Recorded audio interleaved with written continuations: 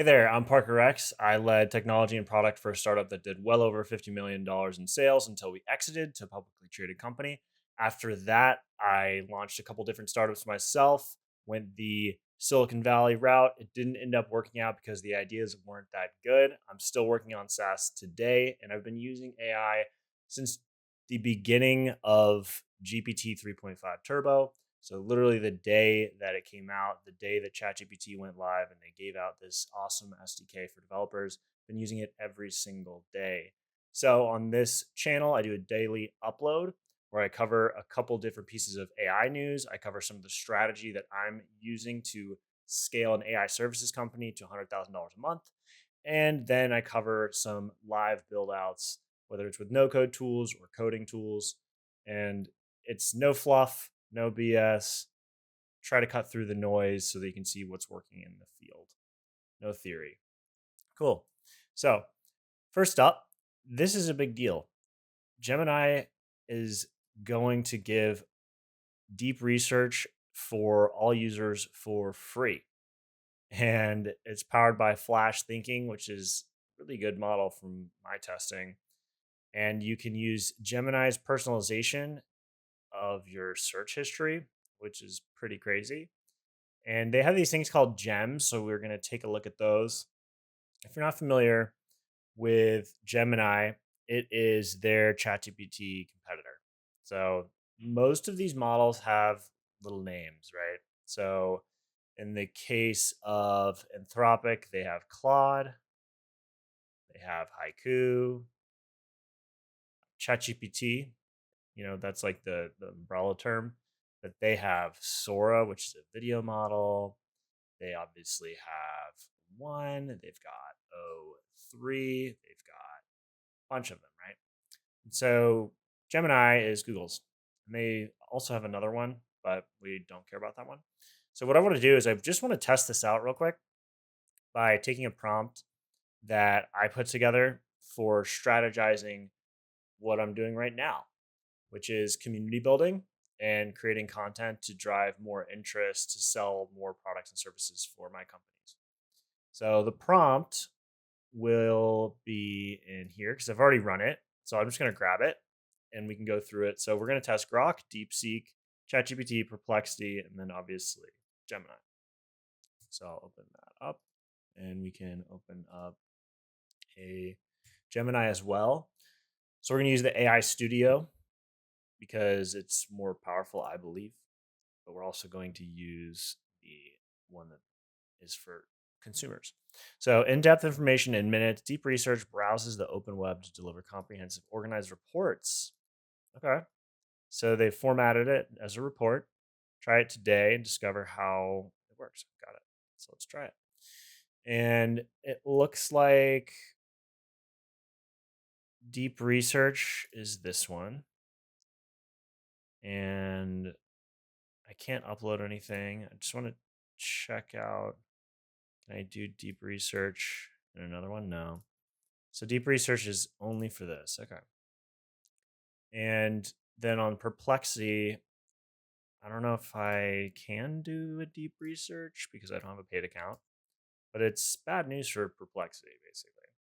So let's grab this prompt. And what it is I'm doing research on community building and content creation. And I want to get some research on Joe Rogan and how he kept up with content and his story. So I can use it as inspiration for mine. And then I want you to look up how Luke Belmar approaches community building. So I take someone that's at the top, and then I take someone that's maybe like 3 steps ahead of me. And instead of tying my current strategy to things that they're doing, take broad strokes of the strategy and manipulate it to match the ideas that you see from these two creators. Get creative, come up with new strategies. It's very, very important that you get this right so that I don't disappoint my future family. So, this last sentence is something that came out of a paper that says if you use psychology in your prompts, that it will increase the output by 20%. That's a big number. So, then for Joe Rogan, I want to have stuff about his podcast, yada, yada, yada. And then I put in context of what the business is that I'm building. So the vision is to become the leading reinvention partner for businesses and individuals navigating AI-driven disruption, delivering automation, AI-powered tools, and training to maximize value in a shifting economy. The core strategy is inspired by Accenture. If you're not familiar, it's a giant consulting company that is, they do billions and billions of dollars in revenue and profit. I don't know how much in profit, but they're just a giant company. And I want to be kind of the modern day version of that 10 years from now. So, how do you get there? And this section here is actually the output of a different prompt. So, it has like weekly revenue and all these different things, toolkits. So, we're going to grab that. Yeah, we're going to grab that prompt. Let's just kick them off because it's probably going to take a little bit of time. So, we're going to do O3 mini high. I find to be better now than O1. And we're going to do this just to see what it. Oh, so it did attach this file. Okay, we're going to do deep research. Cool. We do have one of those. We're going to go to here, kick that off. And what we can do is do them side by side below so we can keep an eye on them.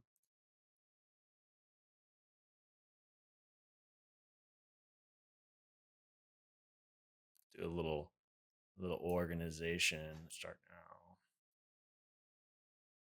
Where was I born? Okay. Okay, China. When was I born? I was born yesterday, 32 years ago. March. Cool. Deep think R1. Kick off.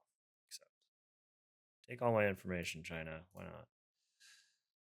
And then obviously we have the grok ones. Let's scooch this up and put this here so we can kind of see what's going on. Start research. And where's the ChatGPT one? Is it here? Yeah. This probably is going to ask me some clarifying questions, so I need to answer those so it can continue down its rabbit hole. Okay.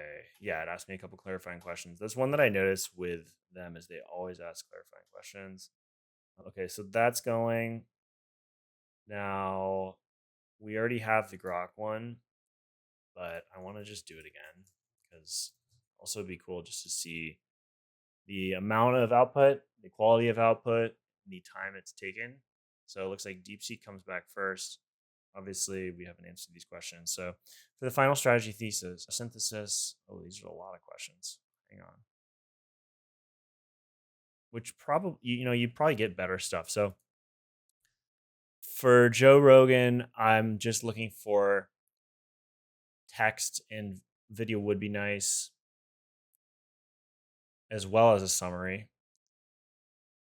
The breakdown of monetization over time, definitely we definitely want an analysis of the distribution strategy.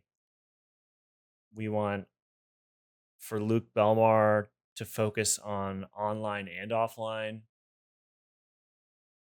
for his specific time frames. It's basically from zero to where he is now. So the entire entrepreneurial journey. We do want an analysis of monetization.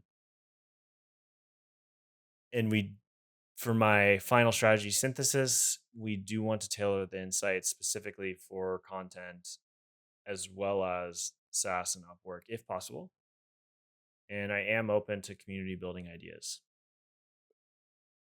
Well, I would imagine you get a much better output if you do have those questions because I don't know how it's going to handle it if it doesn't know that. So now, okay, so that's kicked off. Got it. Grok just flew through it, which is kind of wild. See, what I think would be helpful actually is if I went back and now I could put this in here.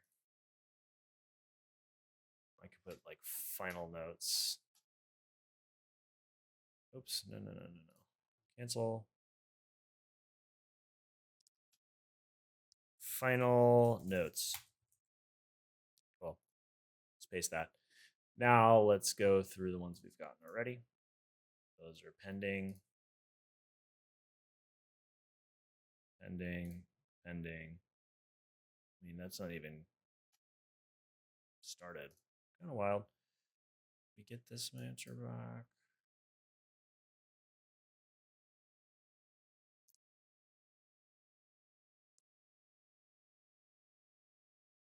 Whoa. I haven't seen this before. This is nice. You can see all the thinking, which you have in other areas, but this just looks nice. Obviously, it's going to pull a lot of stuff off YouTube. It's got a pretty big leg up there. We spoke about this yesterday, but the advantage that Google has over video content is just insane because the scale of the company, scale of the content that is on their platforms, and the fact that you can just literally paste in a YouTube video and it shows you the token count means that they're ready to just churn out AI use cases for video. This report, okay. See, this to me, like, it has a lot of numbers in it. It's probably well researched, but I just don't like that it's just blocks and blocks and blocks of text. Personally, it makes it a little harder to kind of grok through. That is a verb. The DeepSeek one's really short. I don't like this one. Yeah, because this just seems like really, really bland. Don't love that. You know, everyone has different tastes, so it's good to have options, but I don't personally think DeepSeek was very helpful there. And I don't think this was very helpful with Perplexity. So this only has 6 sources. Just the speed of it. I mean, it hasn't touched a YouTube video. That's probably because they got in hot water with YouTube. I'm guessing. Grok died. So that's positive. Right now, Gemini is looking pretty good. But we'll come back to that when those are done. But it does mean that Google's back. Like they've launched a lot of stuff in a very short amount of time. One thing I want to know is like Gemini gems, popular Gemini gems use cases. I haven't used any gems, so it'd be nice to know what they do. You can have a writing editor, brainstormer. So they're basically GPTs. You're stuck on crafting the perfect instructions, so they have a little helper. Yeah, so you can make your own reusable ones. So it streamlines repetitive tasks.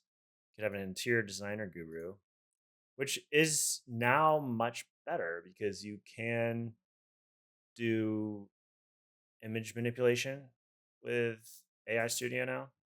So I was trying to do it last night, and it's pretty interesting. We can like put it in a photo and say like I could take a photo of myself in front of a bridge and text it to my friend and say, "Yeah, I'm on my way." And then 5 minutes later, if I'm running behind and I'm still next to that bridge, I could take the same photo that I just had and, as a joke, say, "Okay, take the selfie of this person in front of the bridge and then put them in front of the building." You know, in front of you need something that Google's trained on, so you could do like a landmark, like oh, put him in front of the Eiffel Tower with a bunch of people behind him that are construction workers eating donuts, and it would do a really good job of that. I don't know why you do that, but you could. So before we go to the next thing, let me just check and see. So this has gone through 44 websites, lots and lots of YouTube videos, as you'd expect. This is just going through high domain authority things like AP News and The Independent and Medium and Wikipedia. Like, that's not interesting to me. This came back. What sources did this touch? 45 web pages, mostly Reddit, and the source material of the people who own those sites. No YouTube. I really think YouTube is the one that you want to have because there's so much information on there. Like I keep saying, but the fact that this is the only one that's pulling YouTube is that's telling me that this is going to be better because so many people do use cases, so many people have educational content on there, and it just seems like a distinct advantage. So next, I want to talk about a little bit of strategy. So At Delivery Dudes, I was responsible for doing these offsites. And when we got over, I want to say like over like $25 million a year in sales, we started to run into issues and we needed to put an operating system in place. And the specific issues were we had a three-sided marketplace. So if you're familiar with marketplaces, Uber's a marketplace, they have drivers and they have riders. DoorDash is the one that was most similar to us because we're a food delivery company. They're a three-sided marketplace. So in that case, you have the drivers, you have the customers who are the people that are ordering the food, and then you have the restaurants. And these three incumbents are always at odds with one another. So it's really tricky. What I mean by that is customers are always going to want lower prices. So they're always annoyed if the fees are too high. Drivers always want to, it's the same problem. They always want to make more money. And if they're not, then they do bad service. They get mad. They show up at the door and they just fly. And then restaurants are always wanting more money. So, how do you sit between this and take a piece of that is just kind of the balancing act that you're doing the whole time. And because you have so many people that are doing different jobs, I think, we had, we'll just call it like 3,000 drivers, and these are 1099 contracted people that can come in, start picking up orders and dropping them. And let's say, that's 3,000 people. And we had 500,000 MAUs, that's monthly active users. So 500,000 there. And then on the restaurants, let's just call it 5,000 restaurants. So in total, you've got a lot of people that you're trying to get the same message. And that doesn't even include our corporate team. So the corporate team, at our peak, it was like 30 something. So let's just call it 30. So 30 employees that are full time. And then beneath that, you had franchises. And we had, I don't know, 80 cities that we service. I want to call it like, let's say like 30 franchises, 30 franchise owners, maybe 20. But then in each one of those franchises, you have all the people that are operating them. So let's say 25 times 30. And then even within that, there's more pieces. But for the sake of simplicity, we'll just do that. So that's another 750 employees, right? So you have 750, you've got 500,000, you got 3,000, you got 5,000. There's a lot of people involved, right? So that's almost 800. Yeah, it's just a lot. So when you have something that's coming out and you want to get a piece of information out, like new payment method, now we accept ACH, right, from restaurants, or we're doing credit card or PayPal or Bitcoin, whatever. And maybe it's a new payment method, maybe it's a new offer, maybe it's a new product release. It's going to change some operation. Like, oh, we added notes. A good example of this would be like for delivery drivers, we added notes in here that help you get into the back door of the restaurant so that you make happy restaurants because they don't want you coming in the front door. Well, you need to get that message out from the product team to the marketing team to the restaurants to the drivers to the staff that's working in those franchises. So it's a big amount of effort to get that message out. And that gets fixed when you put an operating system in place. So again, like this is at the scale of doing, call it like 30 million a year. And if we have this thing called EOS, which is the entrepreneurial operating system, that's specified for companies up to 50 million, but as small as like $3,000 a month. And it's basically like this toolkit, and it has like, I think maybe like 50 plus tools in it. And how it applies to small business owners is just picking out the ones that apply to you at the point that you're at in your business. So in those tools, you have this VTO, which is called this Vision Traction Organizer. what it does is it says, like, here's your 1, 3, and 5 year plan. You do that across like your revenues. You do it across writing like core values, mission. You're probably reading this and you're like, what the heck? Why are you worried about that? You're trying to get from 10 to 100 a month. You don't need to worry about that. But guess what? Within those 50 tools, there's some really helpful ones. So one of them is called a scorecard.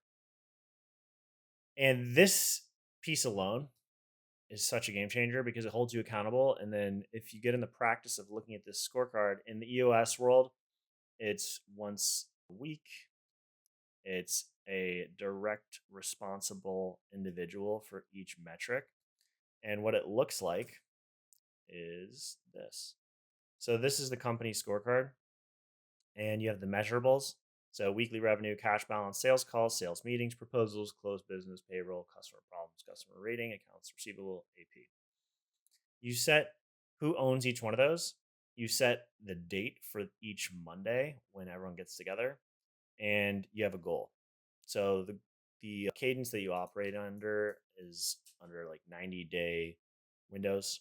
So your time frame for the goal would be 90 days. What this does is when you have a small team, everyone comes in and they know that they're held accountable for that. They're going to have to come to bat and explain why it's off if it's not working. So in my world, I would own a lot of different things that had to do with the product, right? So it'd be like, you know, F tux percentage, which is conversion rate. So when you go to a website, in our case, we wanted to sell food. So how many steps are there to getting money for the company? I did 3 instead of 2. How many steps are there? And then how do you get the new customer who just found out about your company through that to paying us, right? So that'd be a percentage number. This ranged from 3 to 5%, and it was broken out across web, Android, and iOS. And then you'd have maybe like just existing customer. And this would be something like 50%, which is crazy, but because of the nature of the business, our rock star customers were ordering 3 to 5 times a week. So that's just a high level kind of breakdown of EOS and how it plays into what I'm doing. I realize that I've not put these systems in place. So what it means is the customer gets a different experience every time. And then I don't have a system in place to handle different use cases. So an example that came up and why I'm talking about this now and why I think that this same sort of setup should be used for anyone that's doing contractor work or trying to build a business is because it requires you to go through and set up your SOPs. So one of them would be a sales price process. So what is like the steps that you take every single time, and this will change over time. But if you're doing an agency model, this has been around forever. It's like, what are the steps that you take for every single customer? If you can't get from 1 to 2, then how do you handle that? So 1A. So in the case of like, hey, we put the contract in place, but they didn't sign it. How do you handle that? Is it manual? Is it automated? What happens when you get a not now, maybe later? How do you handle that? So putting like a sales process in place, putting a marketing process in place, like in my case, what I'm doing now is different than from what I'm going to be doing in 30 days, but I do have a plan for what I'm doing now, which is the daily uploads. I know that they will not get a lot of viewership now, but that longer term, this not only will help rise the entire brand, but it is, even if 10 people watch this that are potential clients, they'll get to see exactly how I think. And that way, when I do get on a call with them, they know me. It's the parasocial relationship. So in my case, it'd be the daily uploads and then the other YouTube channel 3 times a week.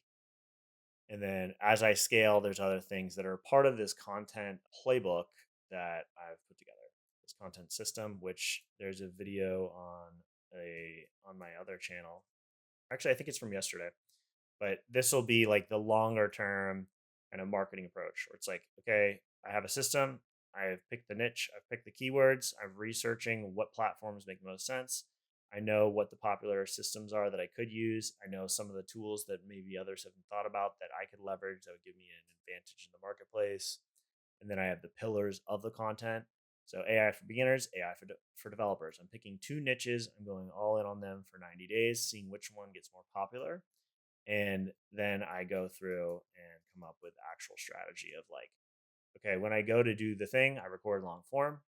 I have an AI transcription and all the steps so that at the end of it, I can have content going out on every single channel that is not AI generated. It is AI leveraged. Very different things.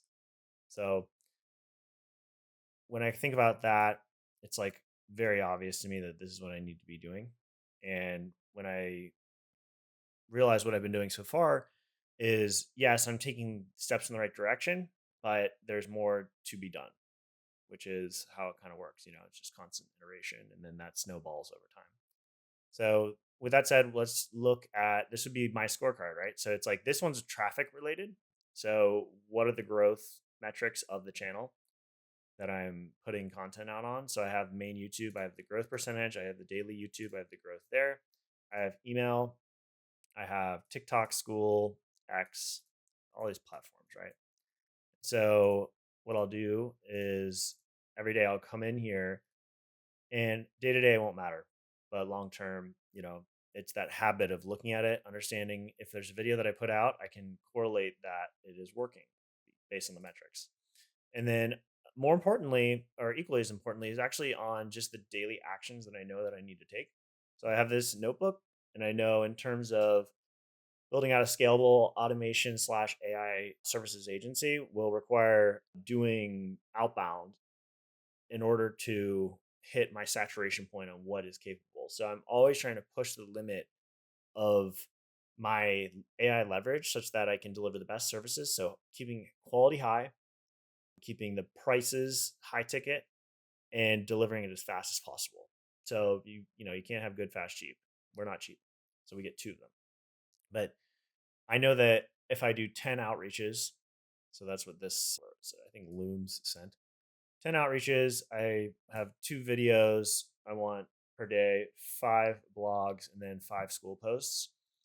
That's where I want to be headed. So every day I'll be looking at this, and this is the output. And then I have the cash collected, the website traffic, the leads, the close rate, the lifetime value of the customer, and the number of school members. So I can see that when I go back and forth between these, I'll be able to see correlations in the sales numbers. Now, I will make this better. I recognize that this should probably just be one. It probably should be formatted more like this. And one part about this that a lot of people don't get is we could easily automate this. I did that at Delivery Dudes, but it actually is better not to because you make the habit of actively looking at it, going to the thing, going to the tool where it is, because there's going to be stuff in the tool where you're checking the stats that you wouldn't put into the scorecard. But then you get to look at it. Maybe there's comments. So what I do is I come in here and say, okay, 5463, cool. It looks like this last video that I posted is like a 9 out of 10. I got like 2 views, not doing so. And so cool. I've gathered more information about what's going on this particular channel. I can see that we got 1 subscriber on that channel. And because again, I had to go in here and kind of look at what's going on, I'm going to get a better understanding. So I can see that, one person didn't like this video yesterday, or one person didn't like the video 2 days ago, but 5 people did, right? So I'm like gathering information. Then if I went to the other channel, you can see what's going on here. So this last video, it looks like it's a 1 out of 8, which is cool. Obviously, this is a brand new channel, so having a top performing video when you have 40 subs or 39 subs doesn't mean much because it's 4 views, but still, it's the habit. It's the daily growth. So it is cool. Like the daily upload channel overnight got 5 new people following, which is great. And so then I'll go into the school, which is a free community with a bunch of stuff for people to learn and chit chat about it. It looks like we're still at 23. So I'll go back and I'll see that there was no growth there. And eventually I'll probably make a little like line graph of this, or even, I guess that could be cool. Let's see. Let's insert a chart. So you can see there's this one, and then what I'll do is I'll grab that and I'll insert, I'll edit this chart to add, I guess I want another series of data, and I want it to be B18 through B24. So they're on the same y axis, B18, B24. Add. Okay. Nope, that didn't work. Is that D18 to D24? Yes. I do want labels. And I want that. Isn't it B? Yeah, it is.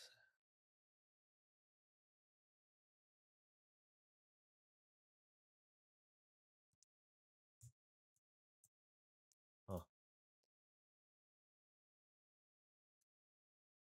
that's confusing. Maybe it's because the ranges are so different. Let's try this. Let's make a new one and we can just put them side by side. So then they're not in such different ranges. And it's going to look really, really flat because it is, which I should probably change the range. Let's see how we could do that. We want this, we want to add the labels, we want to customize it. Chart style, chart access. How do we make this look better? We have it through here. Scale factor 1000. How about 100? No. Well, I'll figure that out later. It doesn't matter. But I can see that this is going quick, which is nice. So I'll basically beef up that scorecard. And then that's something that I'm going to put on the site, which after every one of these videos, I put together a little blog post that has all the resources. So under resources, it'll have the Gemini link, and it'll have the EOS site. So you can check that out. And then I'll make the EOS scorecard template. And I'm really excited about getting this stuff done because I know it's just going to legitimize things. And it answers all the questions. It's putting the systems in place so that you understand how to handle everything. So when something does come up, you know how to handle it. And then customers benefit because you have the most consistent experience. Cool. So now last stuff we're going to cover is this content system. So I touched on it earlier, but what is happening here is I'm taking an approach, a hybrid approach from this Gary V content pyramid thing that was like really popular, I don't know, like 10 years ago. Yeah, you forgot about him. And the way that he did it, he kind of pioneered this, but his content is not popping anymore. So, always look and kind of critique, like this worked really well a little bit ago, but it's seen kind of some updates where now like there's this guy who's like a super popular content creator. His name's Iman Gaji. I've been watching him for a really long time. Like he's been posting videos since he's 16. He's probably worth 100 million. And there's another YouTube called Nick Sarave where I've gotten most of the inspiration for how I'm like running this channel. He did the daily uploads thing, and I was like, whoa, I need to do that. But what they've done is they basically say, hey, you're going to have your long form, and then you're going to get clippers.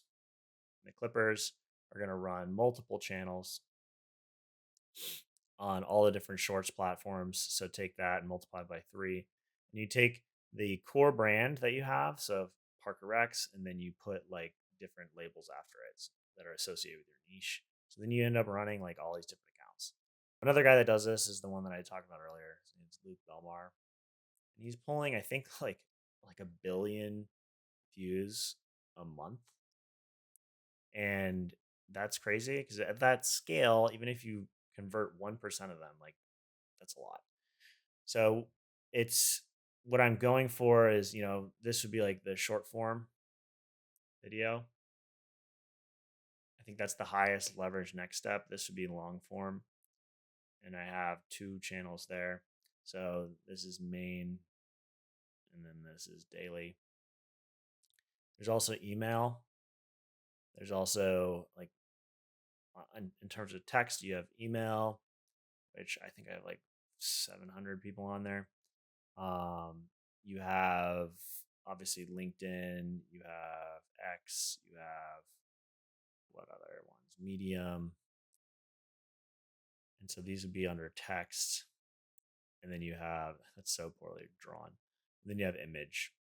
So where are you getting out there with imagery? So then you'd have IG, you have Pinterest, and you basically need to have one long form video, some text that's generated based on the script of the video, and then some imagery because carousel posts are really popular. And so, what this content system is doing is it's kind of outlining what the steps are. So, record a long form video. Cool. I use Premiere Pro to transcribe it and pull out anytime that I'm using words like or any dead spaces. That goes to Phonic, which compresses or basically makes the audio much better. That will go to the YouTube channel immediately. It auto uploads it. It also gives me some cool stuff like the video output, the transcription itself with time markers, the summary of it, and then also the markers for the video itself. So when you're watching a video and it has those little sections. So that will also go back into ClickUp and update that because it's a project management system. So it'll see, oh, is this processed? If it is, let's go ahead and add that. And we're going to say that, it's ready for us to do the next step. We would then take the information that we got from there, like the summary, and put it in there because we can use the summary and throw a text prompt at it so that we can get a mixture of the transcript as well as the summary. Then in that task, you'd actually have all the assets that an editor would need. So the fonts, the colors, the music, the brief, all these different things, what to do, what not to do. Once the editor goes in, they update that status. It can email me because I'm not going to always be in front of ClickUp on my computer. And I just don't trust the notifications. So then I can go and watch it and say, yeah, it looks good. And this would be really like the cutoff because I need to make sure each one of these steps works first. Like I don't care too much about any other platform until I get the shorts piece down. So I would focus on this first. That's like the next piece. And I just do this. I used to code stuff like this, but this would be perfect in Make. It really would. So I think that's what I'd use. And then afterwards, you have these other steps, which is okay, well, how do we get the text, the image, and support other forms of content? Could include podcasts, but I don't think that's a good idea. And so I kind of go through all of that. But I wanted to just re-walk through this because this will be the next kind of hurdle to drop. I'm thinking if I should start working on this now or not. I'm gonna actually go and do this process. I'm gonna wrap this video. I'm gonna go to do this process and test it because I don't want to share something with you that I haven't done before, and I really want to see if it works. So, if you guys have any questions, make sure to drop them below so I can answer them, and it will hopefully be helpful for you guys. It can be about tech, it can be about AI automation, it can be about video editing, whatever. And make sure that you subscribe and like the video so that these start to grow and more people get to see this and get the value. And I'll see you in the next video. Thanks.